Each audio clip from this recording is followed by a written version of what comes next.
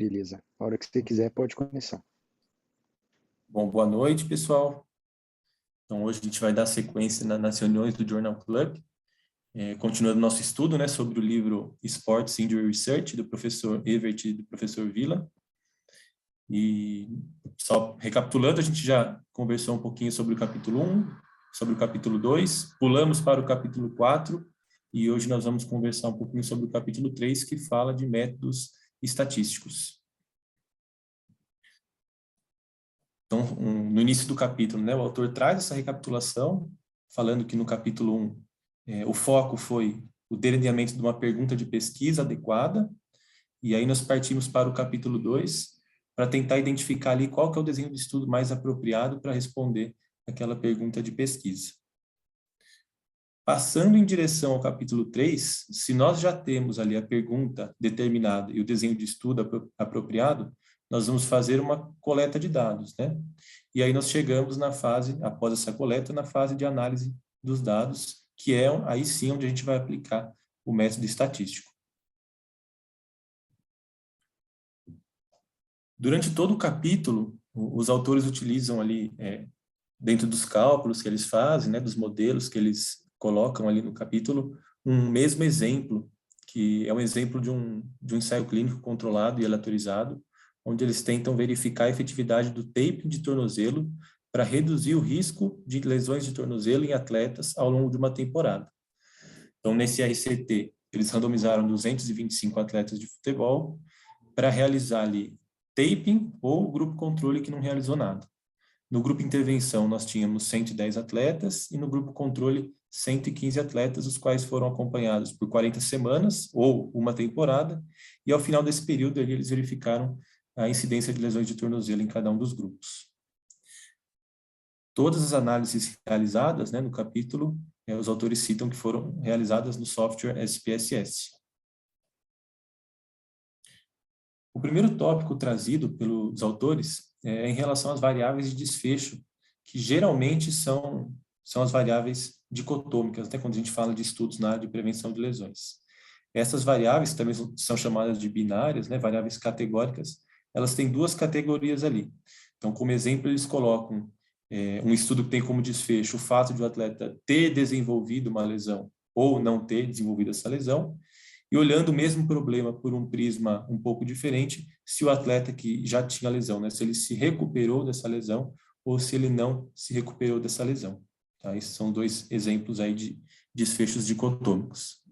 E é bem interessante a gente observar que quando eu tenho um desfecho desse tipo, eu consigo sintetizar os meus resultados em uma tabela de contingência do tipo 2x2, onde eu tenho ali duas colunas e duas linhas, né? Então, nessa tabela aqui, que é o output 3.1, nós conseguimos ver nas colunas a variável dependente, né, ou desfecho, se o atleta desenvolveu ou não uma lesão, e nas linhas nós temos ali a variável independente, né, o fator determinante que eles colocam, que é o fato do indivíduo ter participado no estudo no grupo controle ou no grupo intervenção. Olhando de uma maneira um pouco mais subjetiva esses resultados, nós conseguimos ali pressupor, né, que a intervenção, o taping, ela tem um efeito para reduzir ali o risco de uma lesão de tornozelo ao longo da temporada. Então, se nós pararmos para olhar, o número de eventos, né, no grupo controle foi 45 e no grupo intervenção foi 25. Tá? Então, ali a gente pode falar que o grupo intervenção foi melhor, pensando de uma maneira um pouco mais subjetiva. Mas pode ter aquele cara mais Caxias que vai chegar para você e vai falar assim, ok, tá? Mas o quão melhor esse grupo intervenção foi? E aí nós vamos ter que pensar ali em algumas métricas adicionais, e aí os autores começam a falar um pouquinho das medidas de efeito, né, das intervenções aí. E aí existem diferentes maneiras de eu medir esse efeito da minha intervenção dentro dos estudos, nesse caso dentro do estudo intervencional, e os exemplos que eles trazem, né, duas principais, que são o Risk Difference, que é o RD, e o Relative Risk, que é o RR. Tá? Então, para eu conseguir calcular essas métricas, eu preciso partir do risco ali absoluto, né, em cada um dos grupos, que nada mais é do que a incidência de lesões em cada um dos grupos. Então, se eu pego o grupo intervenção, entre 110 atletas, eu tive 25 atletas lesionados, o que me dá ali um risco de 23%. E já no grupo controle, eu tenho 115 atletas, 45 lesionados, o que me dá ali um risco de 39%. Para eu calcular o RD, basta eu subtrair o risco do grupo controle pelo risco do grupo intervenção, e aí eu teria o resultado da diferença de risco entre os grupos, que dá um valor de 16%. Por outro lado, se eu quiser fazer o cálculo ali do risco relativo, aí nós temos uma razão entre os riscos de cada um dos grupos, né? Nesse caso, se eu utilizar como numerador aí o risco do grupo intervenção, eu vou ter como 23% sobre 39%, que dá um RR de 0,59, que significa que o risco de um atleta do grupo intervenção desenvolver uma lesão de tornozelo é 0,59 vezes o risco de um atleta do grupo controle desenvolver esse mesmo evento. Se eu inverter, né, o numerador e o denominador, eu vou chegar num valor de 1,69. E aí eu posso dizer, com base nessa métrica, né, na medida de tamanho de efeito, que o risco de lesão nos atletas de futebol sem taping é 1,69 vezes maior do que em atletas que usam o taping, tá? Mas aí aquele mesmo amigo Caxias que você tem vai chegar para você e vai falar, legal, mas como é que você sabe que esse resultado que você encontrou vale para outras amostras, né, retirada da mesma população, ou mesmo para a população como um todo? E aí a gente vai ter que pensar em outras métricas para conseguir responder isso. E existem duas possibilidades colocadas pelos autores. A primeira das possibilidades é calcular o intervalo de confiança 95%. Luiz, Deixa eu só fazer uma pausa rápida aqui. Uhum. Ele chega a comentar no capítulo alguma coisa sobre o risco absoluto? Eu acho que sim. Tá, Pode falar. Volta um slide para mim.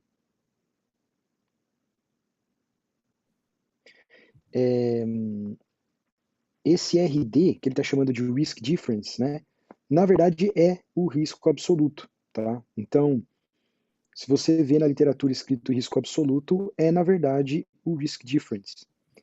Uhum. E dentro dos estudos de prevenção, como normalmente o grupo intervenção recebe o programa de prevenção de interesse, a gente está esperando, né, que ele tenha um menor risco. Então cabe um outro nome aí, porque como quase sempre a gente está esperando um valor abaixo de 1 para o grupo intervenção, existe um outro sinônimo que é Absolute Risk Reduction, né? Uhum. Porque aí deixa claro que a gente está falando de uma redução de risco em comparação ao grupo controle, né? E essa redução é em referência ao grupo intervenção.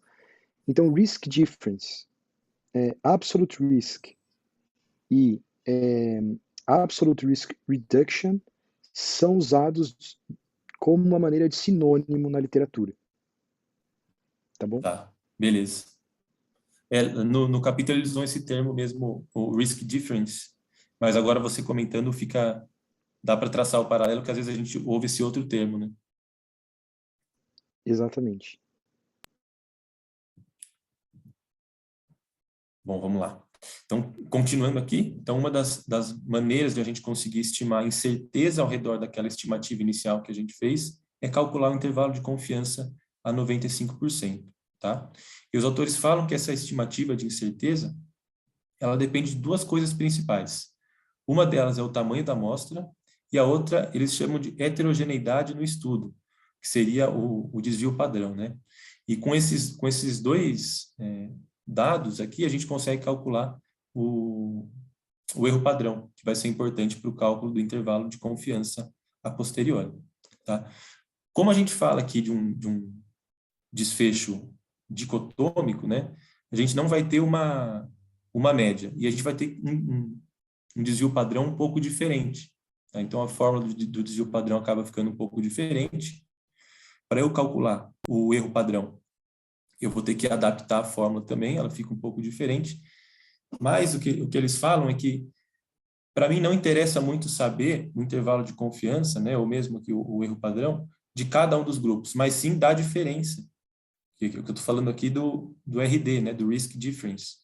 Então, eles adaptam para essa terceira fórmula e fazendo o cálculo dessa fórmula aqui, a gente chega num SE aqui, né, num erro padrão de 0,059. Então, tendo esse erro padrão, a gente consegue aplicar a fórmula do intervalo de confiança, que está abaixo à esquerda no slide, e a gente chega ali ao limite inferior e superior desse intervalo, né, junto à estimativa ali média que a gente teve. Depois eles falam um pouquinho do cálculo do intervalo de confiança para o risco relativo, né? Eles não trazem a matemática do cálculo do intervalo de confiança, mas eles colocam essa tabela e mostram ali que o risco relativo seria de 1,72, variando de 1,13 a 2,60. Quem tiver curiosidade, no artigo que a gente publicou do Masterclass do Brazilian Journal of Physical Therapy, a gente traz essas fórmulas lá, se eu não me engano, para odds, para risco relativo, para risco absoluto e também para as medidas de variável numérica, né? Aproveitando que eu fiz uma parada aqui, mas assim, na verdade, assim, a fórmula ela é interessante para a gente entender o maquinário da coisa. Mas o mais importante é a gente entender a teoria da coisa toda, né? Então, por exemplo, você comentou que ele fala que o intervalo de confiança basicamente vai estar sendo influenciado por duas medidas, vamos dizer assim. Uma é a heterogeneidade do estudo e um tamanho da amostra. O interessante é que se a gente pensar no paradigma Bayesiano, a gente não tem o tamanho da amostra influenciando. Como normalmente a gente está falando do paradigma frequentista, por que essas medidas influenciam, né? Então, a heterogeneidade do estudo, você pode entender que ela é um proxy da heterogeneidade na população. Então, por exemplo, se a gente pensa em qualquer medida, volta o slide, Luiz. Se você pensa em qualquer desfecho, esse desfecho sempre vai ter, e especialmente na área da saúde, sempre vai ter uma incerteza ao redor dele, né? Então essa heterogeneidade vai dizer o quanto de incerteza a gente tem ao redor dessa mensuração. Do ponto de vista populacional, né? Do ponto de vista populacional, quando a gente olha na questão bayesiana, não importa o tamanho da amostra, a incerteza ou a incerteza ao redor dessa medida vai ser basicamente sempre a mesma, né? Quando a gente vem para o paradigma frequentista, o que acontece? A gente tenta inferir coisas na população a partir do que a gente chama de distribuição amostral, né? Então, não é a distribuição populacional. A gente infere coisas da distribuição populacional a partir da distribuição amostral. E o ponto é que a distribuição amostral é influenciada pelo tamanho da amostra, né? Como o próprio nome diz, né? Distribuição amostral, então ela é influenciada pelo tamanho da amostra. Ao passo que, em um nível hierárquico superior, quando a gente fala da população, o que influencia a incerteza ao redor na população, aí é a incerteza ao redor daquela medida que normalmente é dada pelo desvio padrão, tá? Então, por isso que quando a gente fala de amostra, a gente fala de erro padrão, e quando a gente fala de população, a gente fala de desvio padrão, né? Mas dentro do estudo, quando a gente está calculando o intervalo de confiança no paradigma frequentista, como a gente está usando a distribuição amostral, então a gente vai usar o erro padrão como mensuração principal dessa incerteza ao redor da medida que a gente está interessado. Beleza? Beleza. A outra coisa interessante aqui é que, olha que legal, né? Se eu tenho uma mensuração média, quando eu digo média, eu quero dizer on average, né? Ou seja, se eu estou falando de risco em um grupo, eu estou falando on average. Não estou falando da média aritmética, mas estou falando on average. A questão é, se eu tenho risco num grupo, no outro grupo, e eu tenho uma medida de incerteza de cada grupo individual, isso não quer dizer que uma diferença ou uma divisão entre as incertezas vai me dar a incerteza ou da diferença ou da divisão. Porque o interessante é que tanto o risco relativo quanto a diferença de risco, etc., elas são um desfecho em si, e elas possuem em si uma certa incerteza que é diferente de uma, vamos dizer assim, linearidade, uma soma matemática, vamos dizer assim, das incertezas individuais. Por isso é que o cálculo da incerteza das diferenças requer um cálculo específico, porque não quer dizer que eu tenho as... Então, assim, em outras palavras, ter a incerteza individual não quer dizer que eu consigo ter, a partir delas, um proxy da incerteza das diferenças ou da razão, né? Eu preciso de um cálculo ou de uma estimativa específica para esse desfecho específico, tá? E isso é bastante interessante de pensar também, na minha opinião, né? Beleza. Bom, vamos lá. Seguindo, então, uma outra maneira de a gente verificar, né, a validade externa desse resultado, se eu posso extrapolar ali para uma outra amostra ou para a população, é utilizar um teste de hipótese que os autores colocam, né? E aí eu vou calcular um p-valor para o RD e para o RR, né? Sempre que eu uso o teste de hipótese, eu vou ter ali a priori estabelecida a hipótese nula e a hipótese alternativa. E nesse caso aqui, a hipótese nula seria a hipótese de igualdade, né? A mais parcimoniosa ali, onde eu assumo que não existiria diferença na incidência de lesões entre os dois grupos. E aí eu tenho a minha hipótese alternativa, que seria a existência dessa diferença. O que os autores colocam é que quanto mais distante eu tiver ali em relação à incidência do grupo controle, do grupo intervenção, teoricamente seria mais fácil de eu encontrar um p-valor significativo, né?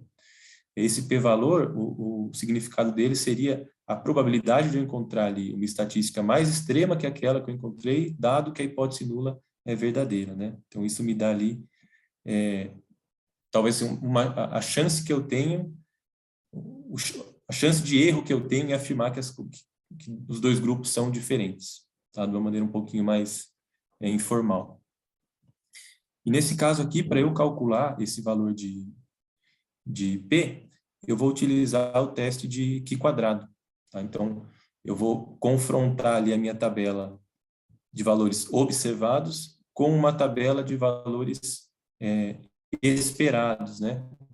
Que é calculada através da soma das linhas, do produto das linhas das colunas aqui no caso, dividido pelo total. Então, para eu conseguir determinar o valor aqui dessa primeira casela superior esquerda, eu colocaria o produto da coluna, que seria 30, e da linha, que seria 40, dividido por 100. Aí eu chego no valor de 12. Eu tenho que fazer isso para cada desses valores, eu vou calcular ali os resíduos. Tá? E eu vou fazer ali a somatória dos resíduos ao quadrado dividido pelo valor esperado. Tá? E aí eu vou somar cada um desses valores e eu vou ter um Q² total. Aí é só ir na tabela do Q² eu vou encontrar o valor de P. Então, esse é o processo para chegar nesse valor de P, tanto para o RD quanto para o RR, os quais serão os mesmos, porque eu calculo com base na mesma tabela. Então, se eu fizer todo esse processo, eu vou chegar num valor de P de 0,008. Então, eu tenho ali, lógico que o valor de significância ele é arbitrário, né? Você estabelece ele, mas se eu afirmar que os dois grupos são diferentes, eu tenho uma chance aqui 0,008 de erro, atrelado a essa afirmativa que eu estou realizando, né? Bom, passando para frente, o próximo tópico que os autores comentam é o mais de uma medida de efeito alternativa que eles colocam, né, que seria o odds ratio, ou a razão de chances. Então, eles falam que o RD e o RR só vão ser calculados a partir de probabilidades absolutas, e essas eu só consigo ter em estudos prospectivos. Então, se eu tiver um estudo de outra natureza, de outro desenho, aí eu posso me basear nas probabilidades relativas e eu faço o cálculo do odds ratio. Então, aqui eles fazem o cálculo, né, do odds ratio para o estudo, e o valor fica de 0,45, variando entre 0,25 e 0,81. Da mesma maneira, para eu achar o valor de P desse odds ratio, eu utilizo a mesma fórmula que a gente utilizou anteriormente lá. Então, eu tenho um mesmo valor aqui. Uma coisa interessante que eles colocam aqui também nessa seção é que se eu posso utilizar o odds ratio ali para estudos transversais, eu posso usar ele também em estudos longitudinais se eu fizer uma regressão logística, né? Porque no caso da regressão logística, mesmo se eu tiver um delineamento ali longitudinal, a regressão logística tem um desfecho que ele é binário, e aí eu vou usar o odds ratio ali, que é a métrica que é utilizada ali na regressão logística. Pois bem, então o próximo tópico é justamente a regressão logística, né? Então, até o momento, nós falamos apenas das medidas de efeito bruto, né? O Crude Effect Measures, que eles falam. O RD, o RR, o OR, e aí a gente tem o intervalo de confiança e o p-valor atrelado a essas medidas. Porém, se eu quiser verificar a influência que outras variáveis têm sobre a estimativa de efeito gerada, eu vou precisar utilizar uma regressão. E dado que o meu desfecho aqui ele é binário, né, categórico, binário, eu vou utilizar uma regressão logística. A pergunta que a regressão logística responde é quais são os fatores associados com a pertença a um determinado grupo, né? No nosso caso aqui, um grupo com lesão, um grupo intervenção que fez o tape e um grupo controle que não fez o tape.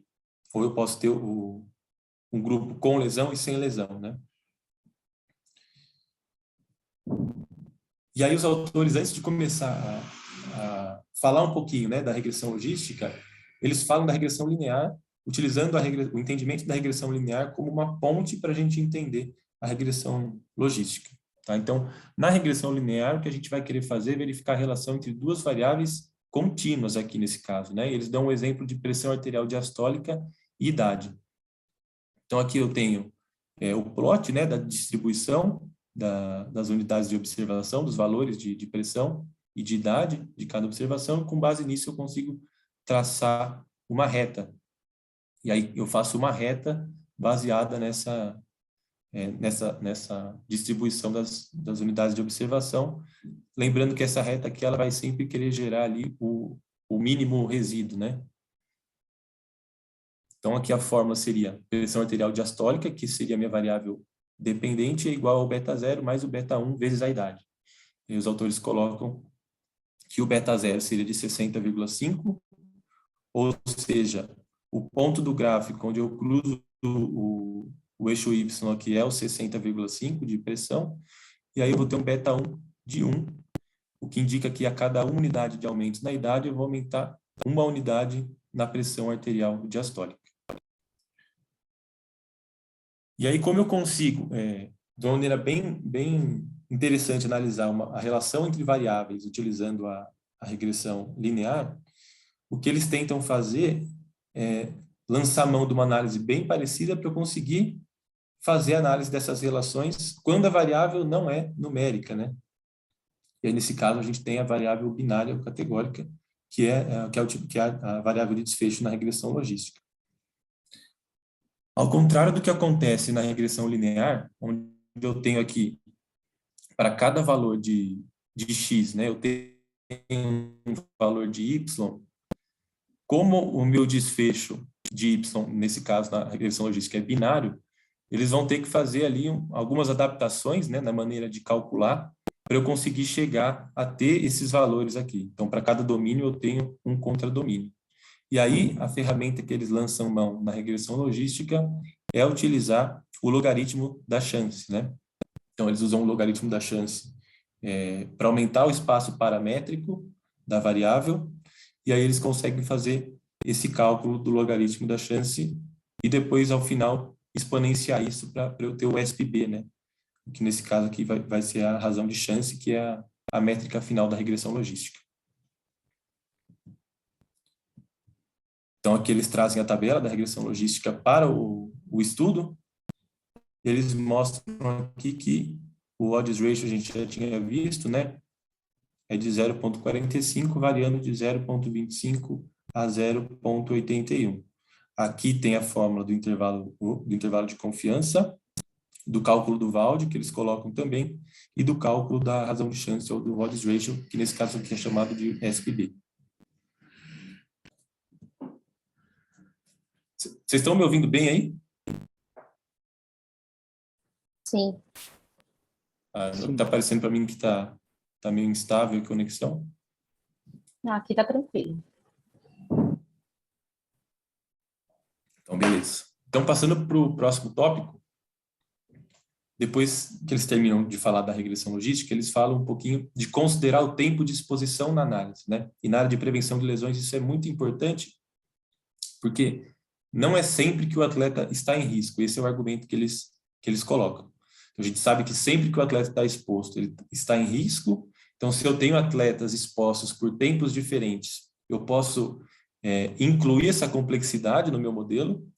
E o outro argumento deles é o fato de, se eu quero avaliar ali o risco de lesões no esporte, eu tenho que considerar que não é o tempo todo que o atleta está exposto ao esporte, né? Para isso eles vão atrelar o tempo de exposição à métrica ali de incidência, né? Ou de incidência, né? Que eles citam.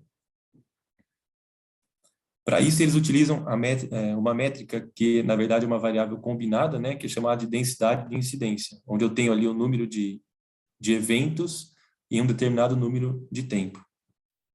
E para eu conseguir utilizar essa métrica, o tipo de análise que eles falam que é utilizada é a survival análise ou análise de sobrevida. Então, se eu pegar dois grupos, né, fica fácil de ilustrar esse problema. Se a gente pegar, por exemplo, esses dois grupos e eu perguntar qual dos dois grupos desenvolveu um número maior de lesões, né? O que desenvolveu 4 ou o que desenvolveu 3. Provavelmente, a gente vai falar que é o que desenvolveu 4 lesões. Porém, se eu vou atrelar ali um tempo de exposição, essa métrica, né, do número de lesões, aí pode ser que o panorama se inverta um pouquinho.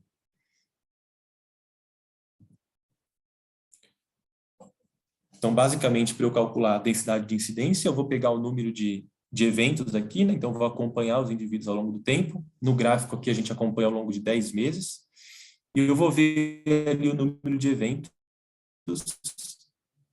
e ver a soma, né? O total do tempo de exposição, que nesse caso foi 65 meses. Com base nisso, eu consigo fazer calcular a densidade de incidência, que foi de 0,077 lesões por pessoa mês. Essa daqui é a métrica geral que eles utilizaram.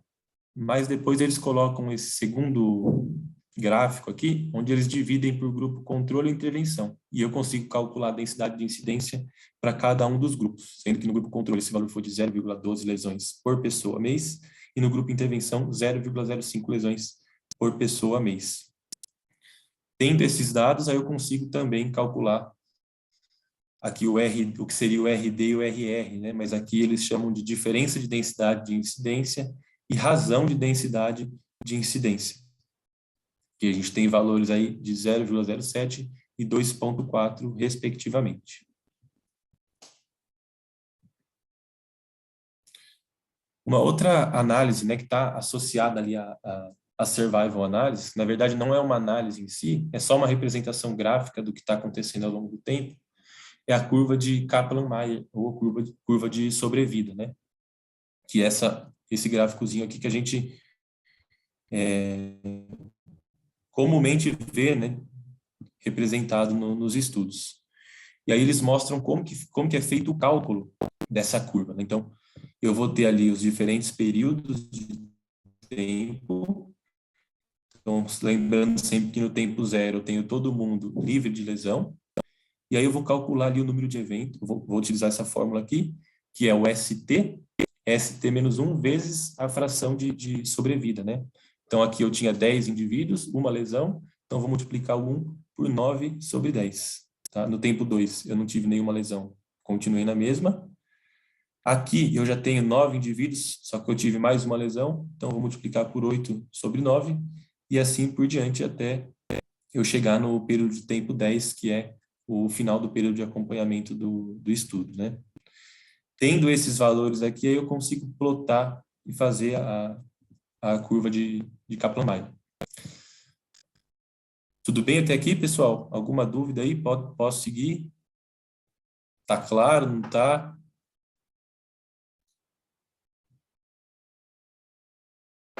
Por mim, tá tranquilo, pode seguir. Então, vamos lá. Junto com essa curva de Kaplan-Meier, né? Eu posso fazer uma curva para toda a minha amostra, e ela é bem legal porque eu posso fazer a curva também para os grupos, né? Nesse caso aqui, o grupo intervenção e o grupo controle. E aí, da mesma maneira, eu vou ter a curva de sobrevivência e eu consigo fazer uma comparação entre as duas curvas. Então, aqui o grupo intervenção e o grupo controle.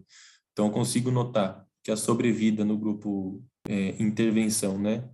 Ela é maior e ela perdura aqui uma sobrevida, que eu poderia dizer uma sobrevida total, por mais tempo, ao contrário do que acontece no grupo controle.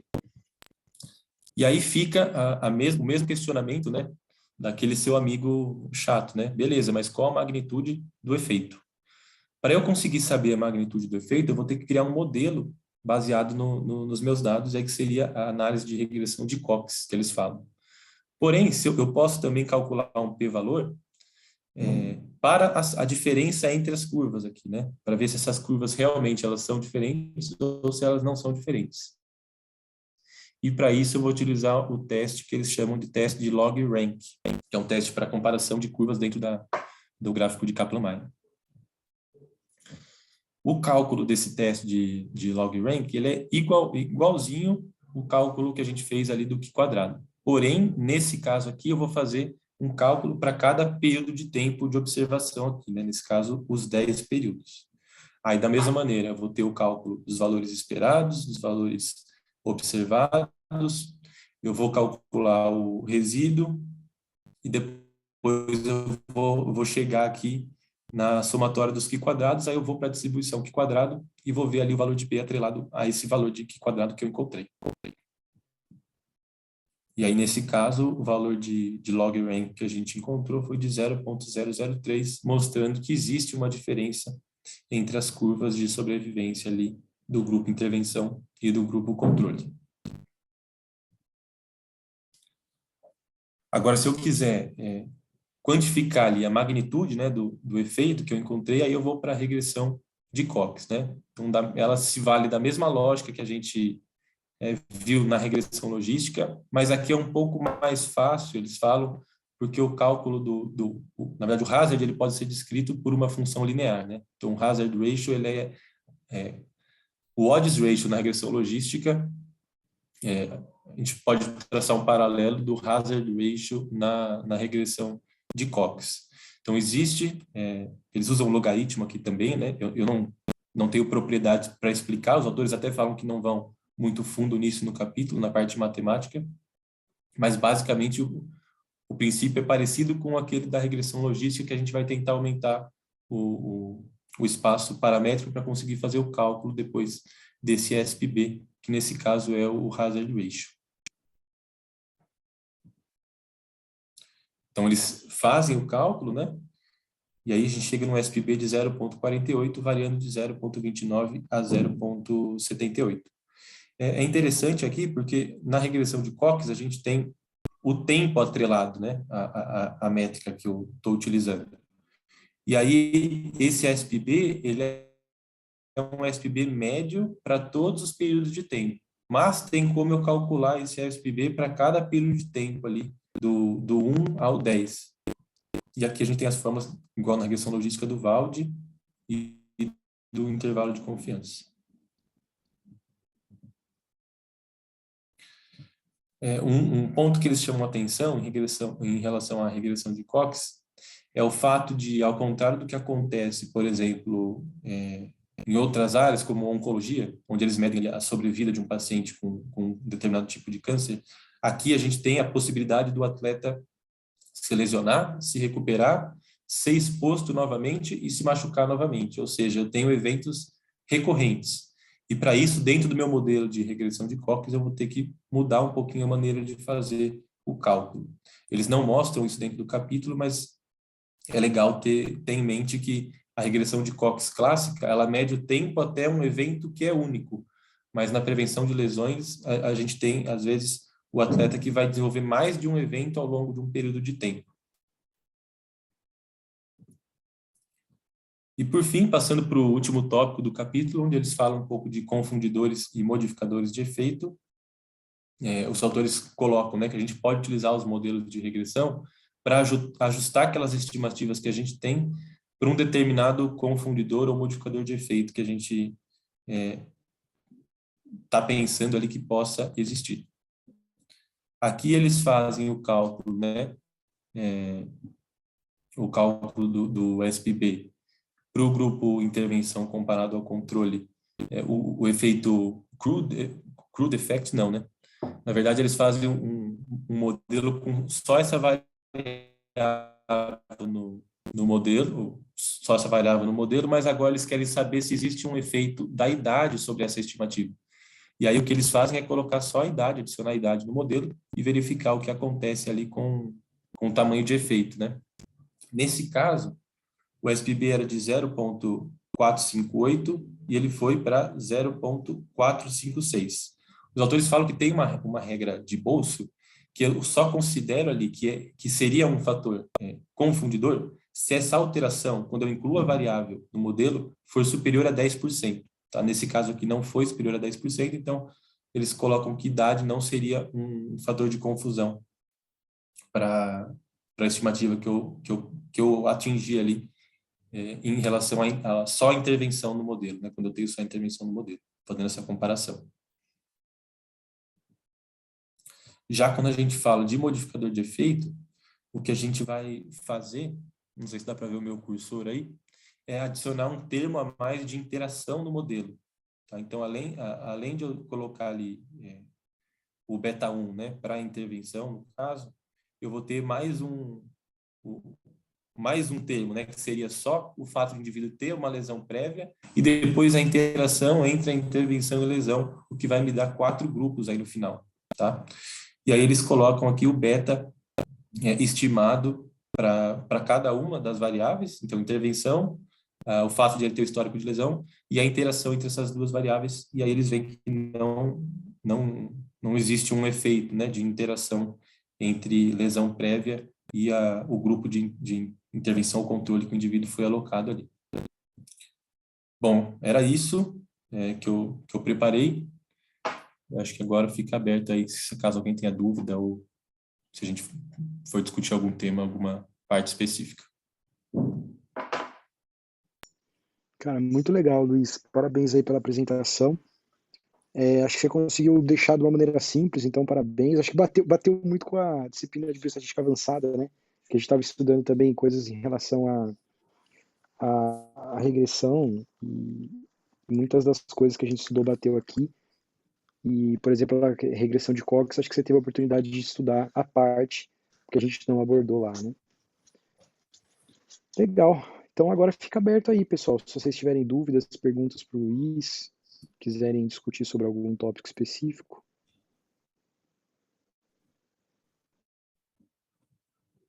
Alguém? Na verdade, eu queria pedir, se você puder disponibilizar a aula. Parabéns, Luiz. Eu confesso que eu preciso estudar bastante aí sobre o tema. Se você puder disponibilizar, seria legal. Deu uma cortada para mim que eu não consegui ouvir, mas agora voltou. Tá. Só disponibilizar a apresentação? A Tá bom, apresentação. claro. E Sim. obrigada pela aula. Eu falei que eu preciso realmente estudar bastante essa parte. Assim, eu estou muito longe de ser uma pessoa que sabe estatística, mas eu acho que é uma coisa que eu gosto, mas acho que é isso. A gente vai estudando de pouquinho em pouquinho, você vai aprendendo, né? E acho que esse é um processo. Eu tenho um professor Sim. que eu faço um curso de estatística, que o professor fala que você tem que entender que a hipótese nula da matemática é que a gente é burro. Então, de pouquinho em pouquinho, a gente tem que encarar ela, olhar essas fórmulas doidas aqui e tentar ir assimilando de pouco em pouco, né? Uhum. Uma coisa que ajuda demais é colocar a mão na massa, né? Começar a fazer uns testes, assim, pegar uma basezinha de dados, começar a fazer os cálculos na mão, comparar com os do modelo, isso ajuda bastante.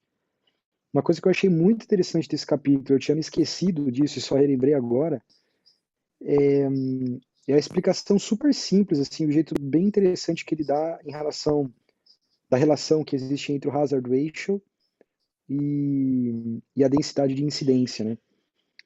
Porque me parece que, assim, de maneira geral, as pessoas têm grande dificuldade de interpretar o tal do hazard ratio, né? E, e aqui ele coloca de uma maneira bastante interessante, assim, bastante didática, bastante simples, né? E eu gostei bastante desse approach dele. Fiz até uma anotação ali no livro e tal para deixar para minhas próximas aulas. Legal, mais alguma coisa, pessoal? Tem uma coisa que eles falam no Ui. capítulo. Desculpa, Luiz. Tem uma coisa que eles falam no capítulo, é que às vezes o pessoal faz análise de sobrevida, encontra o hazard ratio, mas interpreta como risco relativo, né? Então, para tomar esse cuidado. De certa forma, não está tão errado assim, porque como se o hazard ratio que ele está calculando vier de um modelo, por exemplo, de Cox, e esse modelo, ele, como é que eu vou dizer assim, ele padronizar o tempo, né? Então, você poderia interpretar parecido com o relative risk, né? Ah, sim, sim. Agora, se ele não padronizar o tempo, aí é que está o ponto, né? Aí é que está o ponto. Agora, interpretar como relative risk não quer dizer que é um relative risk, né? Acho que é aí que está o pulo do gato. Porque tem aquela coisa de interpretar como, de falar assim, quantas vezes está mais ou menos em risco, né? Pá, legal.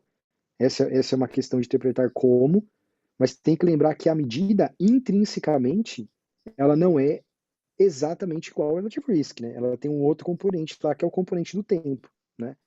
Até porque se fosse a mesma coisa, né? Aí não teria por que ter outra medida, né? Bom, tem várias formas de lidar com tempo em análise, né? Mas, e lembrando também que a questão do tempo, né? Não precisa ser tempo do calendário, né? Então, no esporte é muito comum que, ao invés do tempo, a gente acaba utilizando uma medida de exposição do próprio esporte, como, por exemplo, horas de prática, que é uma medida de tempo, mas não é o tempo do calendário, né? Por exemplo, quantidade de dias e tal. Então, às vezes, a gente usa a exposição do esporte como uma variável de tempo, né? Para calcular a densidade de incidência e ou, né, no caso dos modelos, de um hazard ratio. Luiz, isso que você falou, só aproveitando, a gente vê nos estudos sempre o índice de lesão por 1.000 horas, então seria meio É, que o padrão, né? Essas 1.000 horas, vamos dizer assim, do exposição. esporte, né? Tá. Porque se você for para a epidemiologia, o padrão é, aí depende um pouco, mas, por exemplo, se a gente fala de Covid, se eu não me engano, o padrão da Covid é a cada 100 mil habitantes. Isso também é uma densidade de incidência. Então, por exemplo, tantos casos para cada 100 mil habitantes. Se você ouvir isso na TV, isso é a densidade de incidência. É que no esporte, como convenção, a gente entende que a exposição está muito atrelada à questão do cara estar lesionado ou não, né? Então, a gente normalmente dá por quantidade de horas praticadas. Mas é possível, e você acaba encontrando também alguns estudos falando assim, ó, na minha população de atletas eu tenho tantas lesões para cada 1.000 atletas. Aí você fala, putz, atletas? Não é horas? Porque essa possibilidade existe e na epidemiologia clássica normalmente não é horas que se usa, é quantidade de habitantes por tempo, né? Uhum.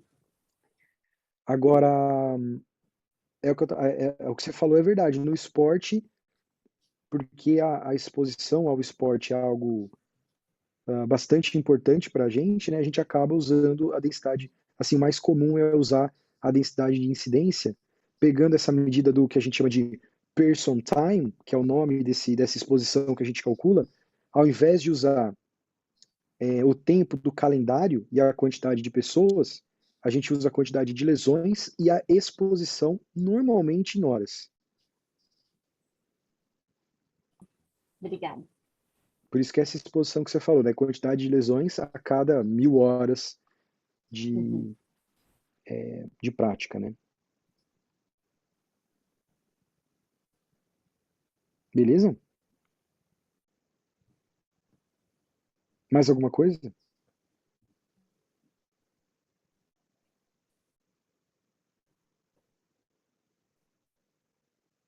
Não? Bom, beleza. Então, obrigado, Luiz. Valeu aí pela. Eu vou parar aqui a gravação, então.